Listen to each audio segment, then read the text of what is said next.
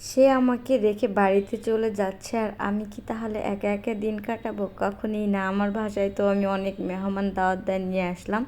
আসসালামু আলাইকুম, সবাই কেমন আছেন? বাড়ি থেকে অনেক বেশি ফোন আসতেছে যাওয়ার জন্য, যেহেতু আমি এবার কুরবানি ঈদটা ভৈরবেই কাটিয়েছি, দেশের বাড়িতে যাওয়া হয় নাই মাদারীপুর শিবচরে।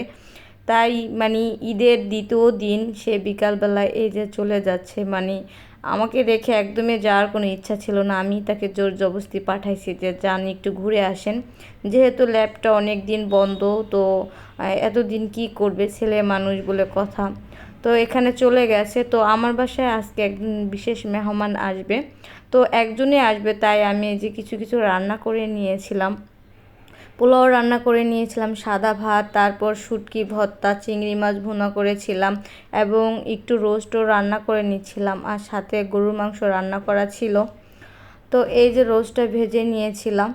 আর রাতের বেলা তো আমার আরও ভালোবাসার মানুষরা চলে আসছিল, আমার অনেক বেশি ভালো লেগেছে। আমার জীবনের প্রথমে এই যে বাবা মাকে ছাড়া ঈদ কাটালাম, অনেকটাই খারাপ লেগেছে। সবাই বাড়িতে একসাথে ঈদ কাটাচ্ছে এবং অনেক বেশি বেড়াচ্ছে, মজা করতেছে, কিন্তু আমি এই জিনিসগুলো একদমই করতে পারছি না, যেহেতু অনেক বেশি ভিড় থাকে ঈদের ভিতরে। তো তাই আর আমার এবার যাওয়া হয় নাই। এখানে পোলাওর সাথে বেগুন ভাজা হলে কেমন হয়, অনেক বেশি ভালো লাগে বলেন, তাই বেগুন ভাজাও শেষে করে নিয়েছিলাম।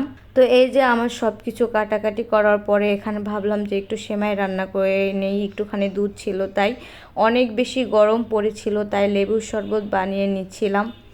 আমি হয়তো ভৈরবে থাকি একা একা, কিন্তু এই জায়গার এত মানুষ আমাকে ভালোবাসে, কি বলবো, তাদের অনেক বেশি ভালোবাসা পাই। তো যেহেতু অনেক গরম ছিল, আপু এই গরমের ভিতর কাজগুলো করতেছিল, তাই ভাবলাম যে একটু লেবুর শরবত বানায় আমি খাই এবং আফুকেও এক গ্লাস দেই। তো এভাবে চিনি দিয়ে, বিট লবণ দিয়ে এবং লেবুর শরবত বানালে কিন্তু অনেক বেশি মজা লাগে। তো এই যে আপুর জন্য এক গ্লাস দিয়েছিলাম।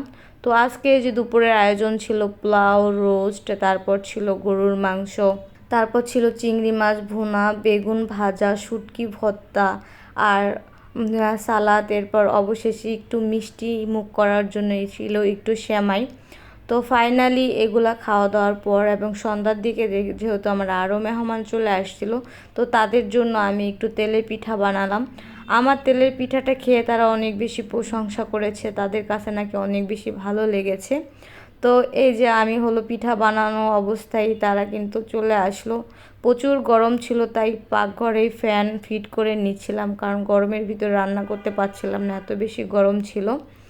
এটা হলো আমার বান্ধবী ছিল এবং বড় দুইটা আপুও চলে আসছিল আমার সেই মেহমানের সাথে দেখা দেখা করার জন্য। তাদের এই যে নাস্তার আয়োজন করেছিলাম। তো ভিডিওটা আজকে এই পর্যন্ত। আল্লাহ হাফেজ, সবাই ভালো থাকবেন। জামাই ছাড়া কি ভালো আছি? একদমই নাই ভাই, তাকে খুব বেশি মিস করতেছি।